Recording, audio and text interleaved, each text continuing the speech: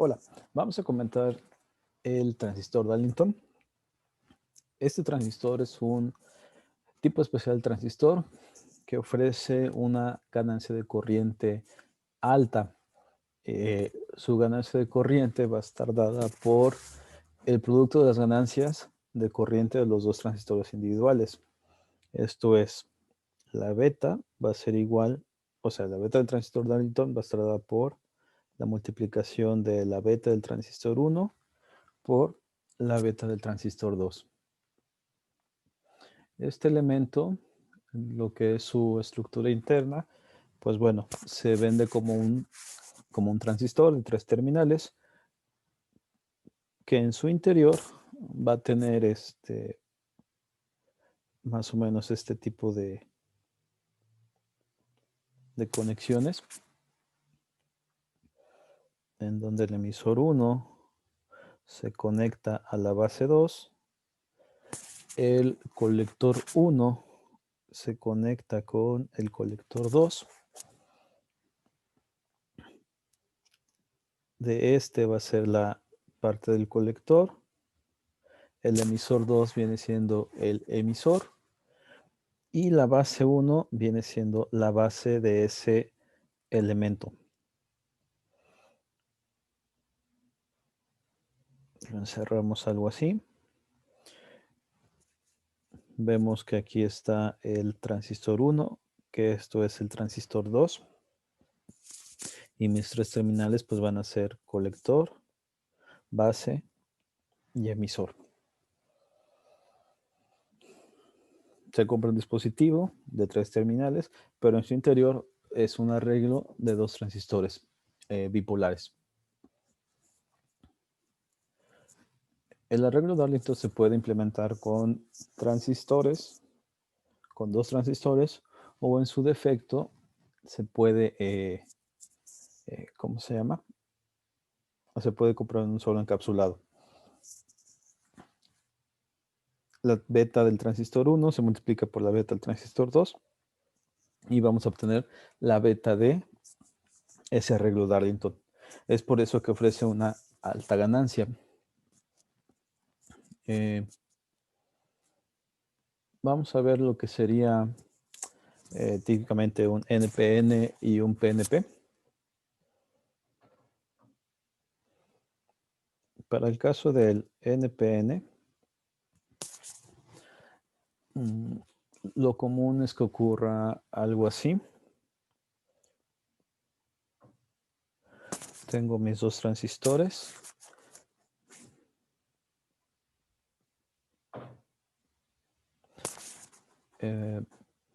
Los emisores del emisor se va a la base. Esto viene siendo Q1, esto viene siendo Q2. De ahí tenemos, por ejemplo, tendremos aquí una resistencia. Los colectores los tenemos planteados.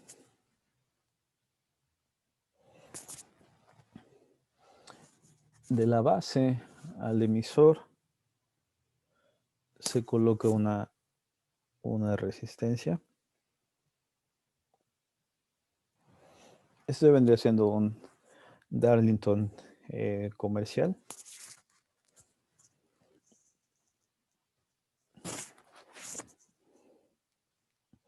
Y aquí vamos a tener un diodo de protección.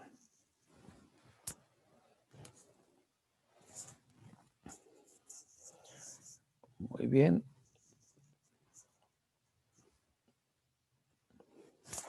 Esto es el colector. Esto es el emisor. Y esto es la base. Esto es un arreglo Darlington NPN. Así es como ya vendría un encapsulado de algún fabricante determinado.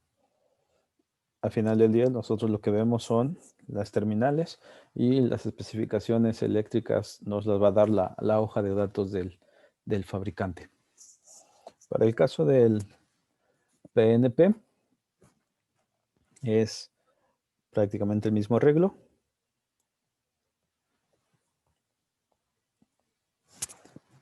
Tenemos un par de transistores PNP.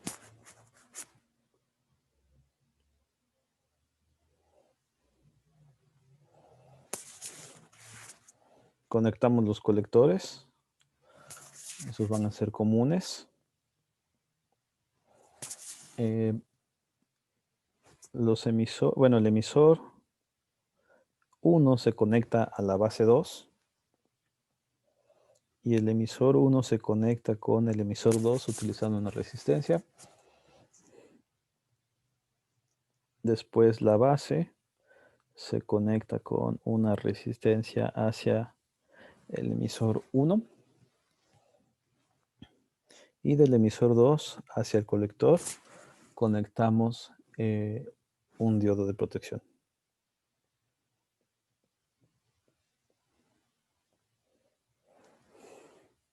Esto con la finalidad de prevenir que circulen corrientes inversas. Tenemos la base, tenemos el colector y tenemos el emisor. Y eso vendría siendo un transistor Darlington PNP. Típicamente este tipo de transistores pueden llegar a tener una ganancia de corriente de hasta 1000.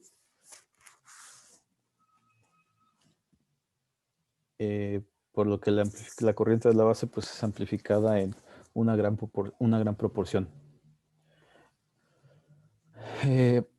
Cada uno de los voltajes base emisor en cada uno de los transistores es de 0.7 voltios, por lo que para este tipo de arreglos el voltaje base emisor pues es igual al voltaje base emisor 1 más el voltaje base emisor 2, por lo que rondará los 1.4 voltios, dado que se encuentran en cascada. ¿Sí? Observen que las resistencias están colocadas en las conexiones base emisor. Las resistencias están en paralelo con esas base emisor. Y al momento de medir, o decir, el base emisor 1 tiene en paralelo una resistencia, el base emisor 2 tiene en paralelo una resistencia. Y cuando yo mido el voltaje base emisor completo, resulta que voy a estar sumando este voltaje más este voltaje porque están en serie. Y por eso es que me da los 1.4 voltios. Entonces, técnicamente, el transistor tiene ciertos beneficios. Su impedancia de entrada puede llegar a ser algo alta. La impedancia de salida no se garantiza que sea baja, también puede llegar a ser un tanto alta. Pero su gran aplicación es de que su amplificación de corriente es bastante grande y dependiendo de la situación, pues se puede utilizar. Ahora sí, si hace falta amplificar en gran magnitud la corriente, pues bueno, un amplificador Darlington nos puede ayudar. Vamos a resolver un ejemplo. Proponemos lo siguiente. Encontrar la corriente de colector 2 del circuito. Ok. Vamos a considerar beta 1 igual a 100. Y beta 2 lo vamos a considerar de 50. El circuito queda como sigue. Tenemos mi transistor 1, el cual va a tener, vamos a hacerlo un poco más abajo.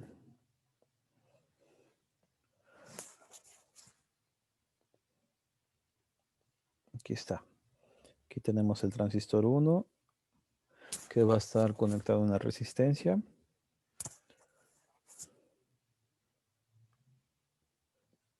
Mi transistor 2 también está conectado a otra resistencia. el emisor 1 se conecta a la base 2. El emisor 2 lo mandamos a tierra. Las resistencias que están en los colectores lo mandamos a una fuente. Y la base le vamos a colocar otra resistencia y vamos a proporcionar un voltaje.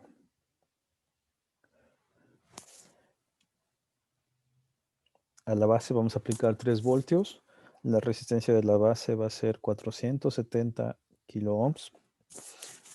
La resistencia de colector 1 de 4.7 kilo ohms. La resistencia de colector 2 de 470 ohms. Y ya. Esa es nuestra configuración. Ahora, ¿qué es lo que tenemos que considerar? Tenemos que hacer unas ciertas suposiciones para poder resolver este circuito. Vamos a suponer que si el transistor 1 está activo, ¿sí?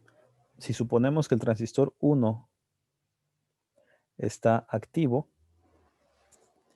resulta que la corriente de emisor 1, pues técnicamente debería ser mayor que 0. Por consecuencia, la corriente de base 2, pues es mayor que 0. Lo que nos lleva a que el transistor 2, pues también esté activo. ¿Cuál es el otro caso que puede pasar? Si el transistor 1 no está activo, pues resulta que la corriente de emisor 1 pues debería ser 0. Por lo tanto, la corriente de base 2 también debería ser 0. Y la consecuencia es que el transistor 2 está apagado. Esa es la consecuencia. Muy bien. Eso es lo que tenemos que tener en cuenta. La primera situación es que el transistor 1 se debe activar. Si se activa el transistor 1, la consecuencia es que se va a activar el transistor 2. Si yo no tengo las condiciones para activar, en este caso, hacer la polarización mínima necesaria para activar Q1, pues lo que viene inmediatamente como consecuencia es que el transistor 2 pues también está inactivo, está apagado. Ya no habría nada que hacer. Aquí me faltó poner el voltaje con el cual vamos a alimentar el circuito, que serían 10 voltios. Muy bien. Ahora, si consideramos que la situación es de que están activos, se supone que pues, es lo que queremos, es la condición óptima. Por eso estoy aplicando un estímulo a la base de mi arreglo Darlington, de mi transistor Darlington. Si eso ocurre, pues bueno, debemos tomar en cuenta que la corriente de emisor 1, pues va a ser igual a beta 1 más 1 por la corriente de base 1, que es esta.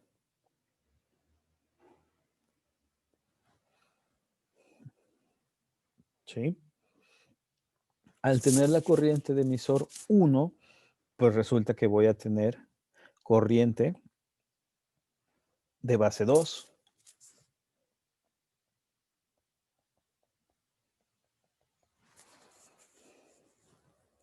¿De acuerdo?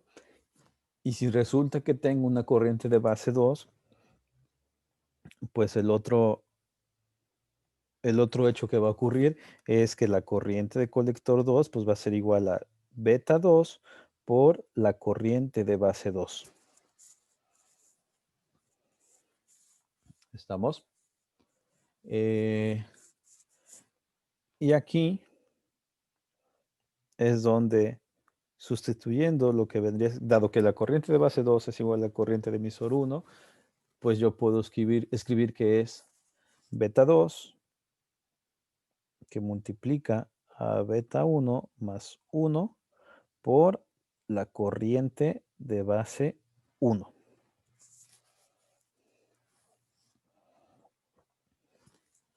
Dado que el valor de beta 2 es de 100, perdón, el de valor de beta 2 es de 50, el de beta 1 es de 100, al hacer esa multiplicación, si yo le sumo 1, pues simplemente yo puedo decir que la corriente de colector 2 pues sería aproximadamente igual a beta 1 por beta 2 por la corriente de base 1.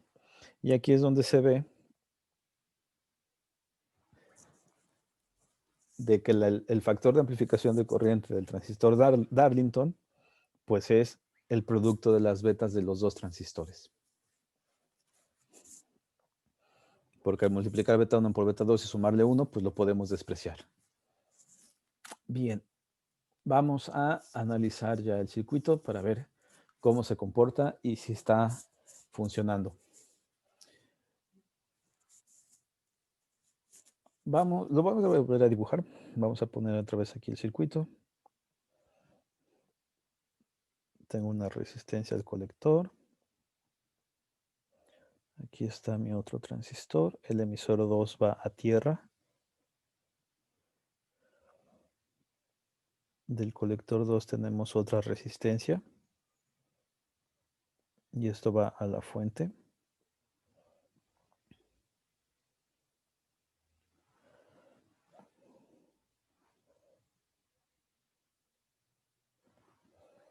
Ese es el circuito.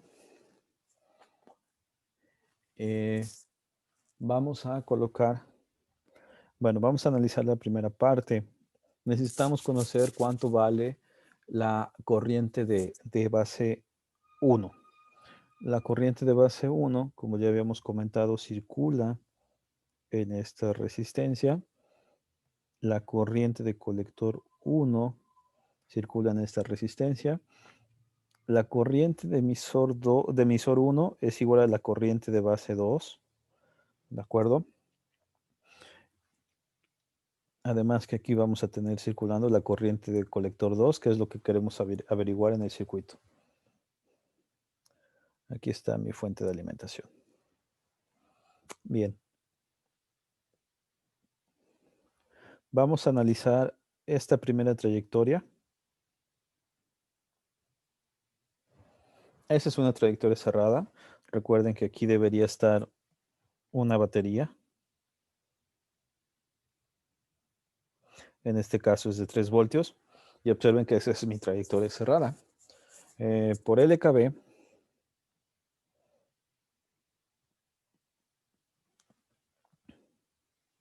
resulta que tengo menos 3 voltios más el voltaje en la resistencia de base, que es el valor de la resistencia de base que multiplica la corriente de base 1 más el voltaje base emisor 1 más el voltaje base emisor 2, y eso es igual a 0. Tengo 1, 2, 3 y 4 voltajes. De sumar esos 4 voltajes, me debe dar 0. Vamos a obtener la corriente de base. Haciendo el despeje, resulta que la resistencia de base tiene un valor de 470 kilos, por lo que ponemos 470 kilos que multiplica la corriente de base. Todo lo voy a pasar del otro lado. El menos 3 volts pasa positivo. El menos 3 volts pasa positivo. El voltaje base emisor 1 pasa del otro lado negativo. Y el voltaje base emisor 2 pasa del otro lado negativo. Puedo despejar de ahí y vemos que la corriente de base va a ser igual a 3 voltios menos 1.4 voltios entre los 470 kiloohms. Si hacemos esa división, tenemos que son 3 menos 1.4 me da 1.6 y eso lo dividimos entre 470.000. Y eso nos da 3.4. La corriente de base es igual a 3.4 microamperios.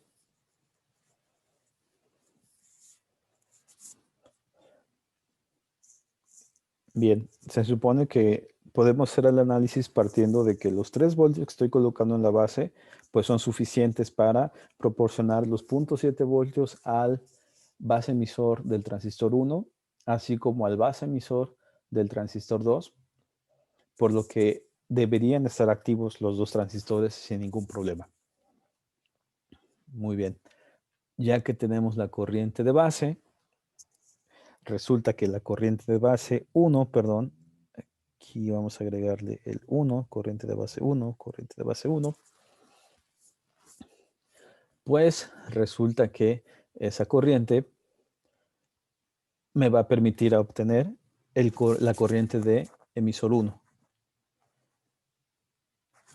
¿Ok?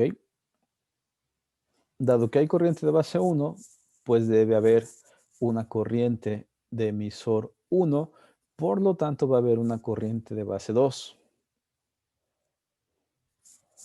¿Ok?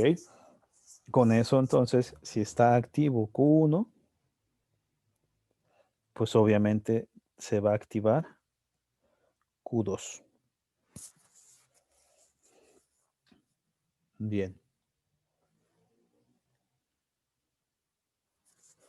Estimamos lo que es la corriente de colector 1. Bueno, vamos a verificar que mi voltaje colector emisor 1 sea mayor que mi voltaje base emisor 1.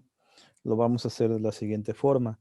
Para la malla de mi corriente de colector 1, voy a considerar VCC, el voltaje en la resistencia, el voltaje en el colector emisor 1, que es este, más menos. Voy a volver a dibujar el circuito. Vamos a quitar esos. Volvemos a poner el circuito. Lo agregamos.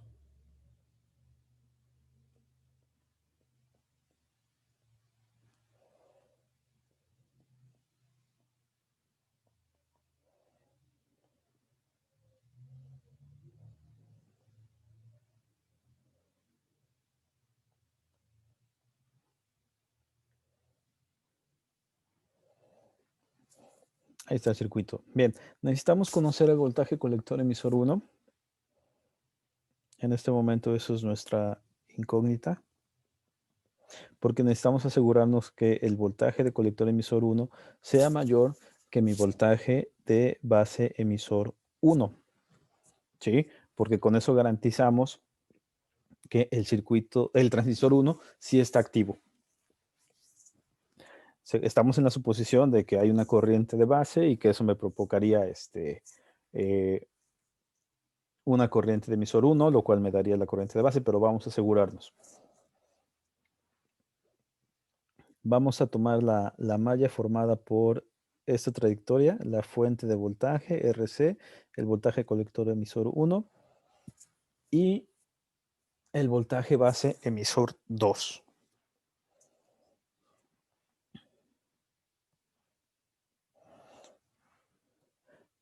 Voltaje colector emisor 1. Muy bien. Escribimos la ecuación. Nos queda menos 10 voltios más RC por la RC1 por la corriente colector 1 más el voltaje colector emisor 1 más el voltaje base emisor 2. Esto es igual a 0.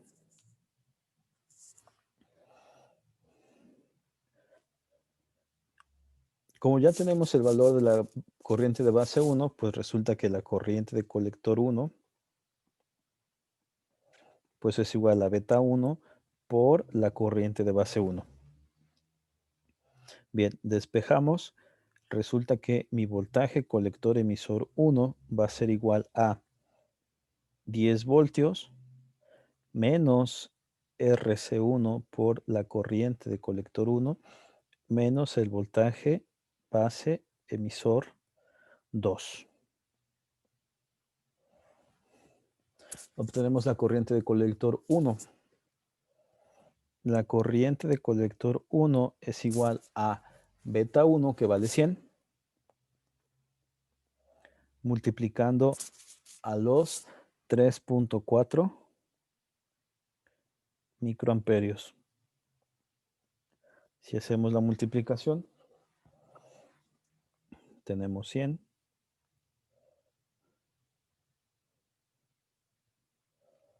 y eso nos da 340.43. Lo podemos redondear, 340 .43 microamperios. Eso vale la corriente colector 1. Bien, vamos a sacar, por lo tanto, el voltaje de colector 1. El voltaje de colector 1 va a ser igual a 10 voltios menos la resistencia C, que es 4.7 kilos, por la corriente de colector, que son 340.43 microamperios, menos los 0.7 volts del voltaje base emisor 2. El voltaje colector 1, vamos a ver cuánto nos da. Multiplicamos por 4700 más 0.7, ok. Menos 10, nos da 7.7 volts. Hasta aquí estamos bien. El transistor 1 está activo. ¿Por qué? Porque el voltaje de colector 1, los 7.7 voltios, son mayor que los 0.7 volts de la unión base emisora. Entonces, ese transistor debe estar activo.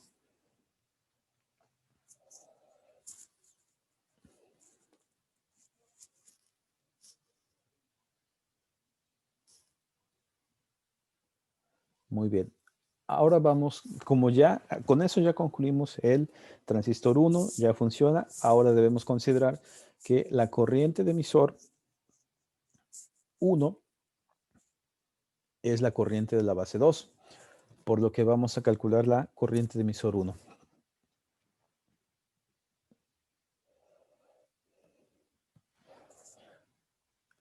La corriente de base 2 es igual a la corriente de emisor 1 y la corriente de emisor 1 es igual a beta 1 más 1 por la corriente de base 1.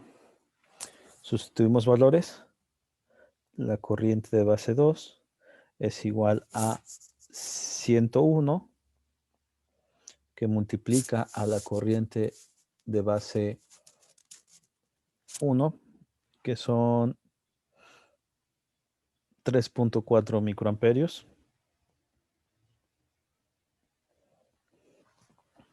Y ahí veamos cuánto nos da eso.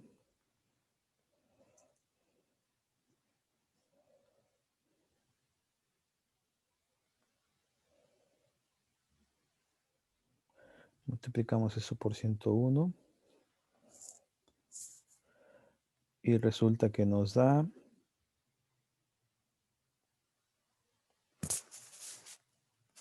343.4 microamperios.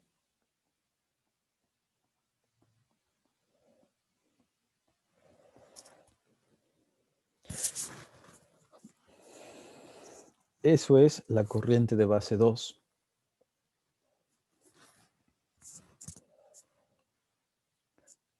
Suponiendo que con esa corriente de base Q2 está activo, pues la corriente de colector 2 pues debe ser igual a beta 2 por la corriente de base 2. Además de que tenemos que verificar que el voltaje colector emisor 2 sea mayor o igual que 0.7 voltios. Técnicamente con esto ya encontramos, al multiplicar beta 2 por la corriente de base 2, ya encontramos la corriente colector 2, que es lo que pide el ejercicio.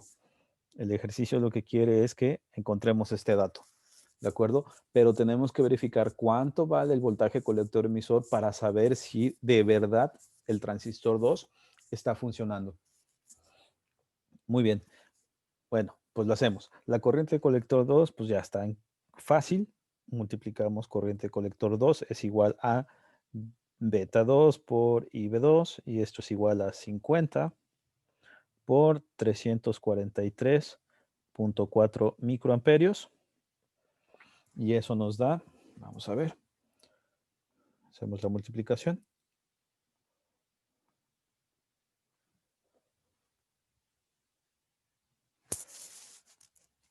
17.17, aproximadamente 17.17 miliamperios. Ya tenemos la corriente colector 2. Voy a dibujar la parte del transistor 2. O sea, aquí está mi arreglo Darlington, aquí están mis 10 volts. Aquí está mi resistencia de colector. Y aquí está mi emisora tierra. Esta resistencia es de 470 ohms. Solamente necesito analizar la malla que va desde la fuente de 10 voltios RC y hacia tierra.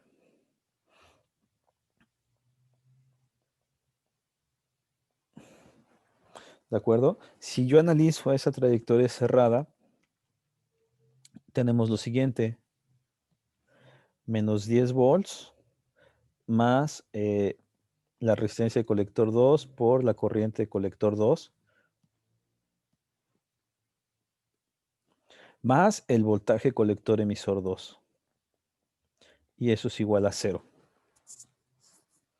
Lo que yo quiero conocer es el voltaje colector emisor 2, por lo que despejo y me queda que es igual a 10 voltios menos RC2 por la corriente colector 2. Sustituimos los valores. 470 ohms. Y lo multiplicamos por la corriente colector 2, que es 17.17 miliamperios. Verificamos el resultado. Muy bien, hacemos la resta y la multiplicación respectiva.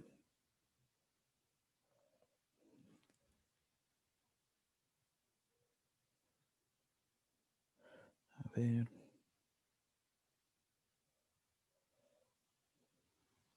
Por 470, ajá.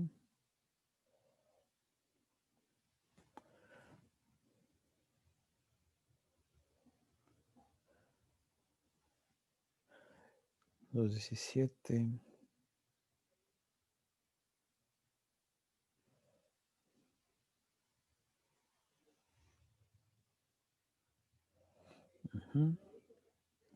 Eso lo multiplicamos por 470, hacemos la resta. Y tenemos que aproximadamente da menos 1.93 voltios.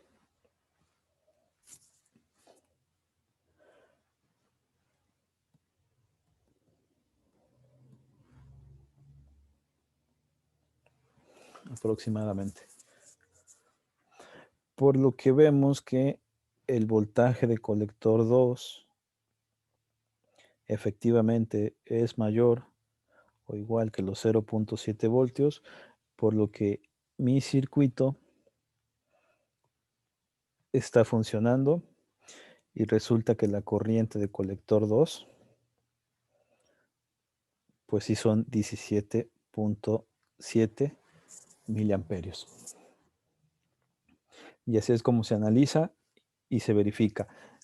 Se debe tener en cuenta que debemos caer en la suposición de que si yo voy a utilizar un Darlington, los dos transistores deben estar activos, pero para que estén activos, el voltaje colector emisor tiene que ser mayor o igual a 0.7 voltios.